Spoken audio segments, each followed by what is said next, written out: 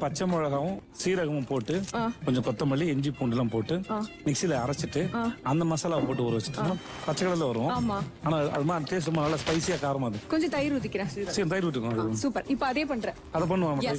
Sweet கோமாளில நீங்க எல்லாம் பாத்திருப்பீங்க. விஜய் சேதுபதி ஒரு ரெசிபி ஒன்று சொன்னார். சிக்கன் 65. அதாவது நார்மல் மசாலா இல்லாம பச்சை மசாலா கொத்தமல்லி பச்சை மிளகாய் எல்லாம் போட்டு அரைச்சி அந்த மசாலாவில் சிக்கன் 65 செய்து காட்டினார். இப்போ அதைத்தான் நாங்க செய்ய போறோம். 1 கிலோ சிக்கன் கழுவி மஞ்சளும் உப்பும் போட்டு பிரட்டி வச்சிருக்கேன். சின்ன கட்டு கொத்தமல்லி, 4 கொத்து கருவேப்பிலை, ஒரு 10 பச்சை மிளகாய். ஏன் 10 பச்சை மிளகாய்னா இந்த பச்சை மிளகாய் அவ்வளவு காரம் இல்லை, அதுவும் இல்லாம எங்களுக்கு கொஞ்சம் காரம் வேணும், அதுக்காக 10 பச்சை மிளகாய். அவர் இதுல கருவேப்பிலை போடல, ஆனா நாங்க போடுறோம். 1/4 டீஸ்பூன் சீரகம், 1/4 டீஸ்பூன் பெப்பர், ஒரு 2 ஸ்பூன் இஞ்சி பூண்டு பேஸ்ட், இவ்வளவு தயிரையும் அப்படியே போடலாம்.